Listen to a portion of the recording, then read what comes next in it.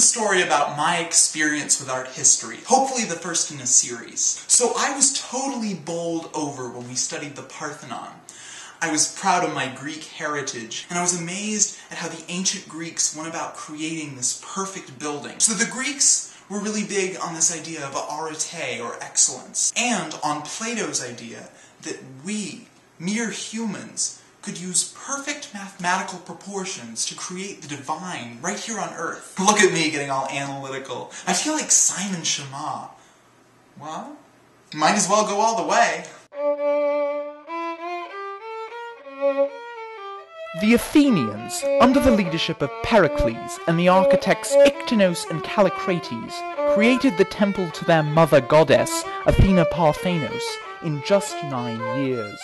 It was, at the same time, a celebration of the goddess and themselves, an outpouring of religious fervour, and a brazen boast.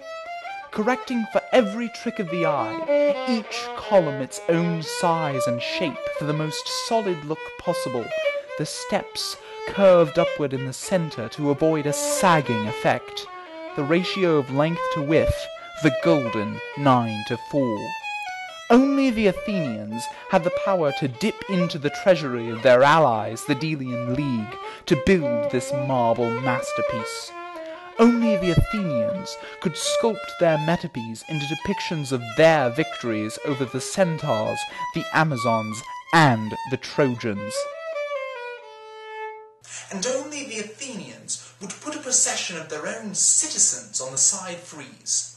In themselves, they saw the pinnacle of human achievement, on par with the gods. And I really saw this as the pinnacle of what art could do. The Parthenon looks so solid, so ideal. Then, for our non-Western Sacred Spaces project, I was assigned to research the ancient Shinto shrine at Ise, Japan. I was just as captivated, but for a totally different reason. Just like the Parthenon, this temple was intended as a home for a deity, in this case the sun goddess Amaterasu. But the style of architecture for the shrine's central building is based on the style of ancient Japanese granaries. I mean, this is not supposed to be a home. It's more supposed to be a storage space for the goddess's stuff. Besides the chigi, the sacred symbol made by the crossed timbers on the roof, there's very little religious iconography. And the building isn't made of marble or anything grand, but of the wood from the surrounding forest. And get this, every 20 years, all the buildings on the site are torn down and rebuilt. Here, the focus is on the site itself and not the buildings, on the beauty of nature, and not on what humans have done to shape it. So these are two totally different, but equally valid purposes for creating art. There's beauty in studying those differences, and there's also beauty in studying the common passion for humanity and gods that drove both these cultures to create these works of art. And that, to me, is what's so beautiful about studying art history.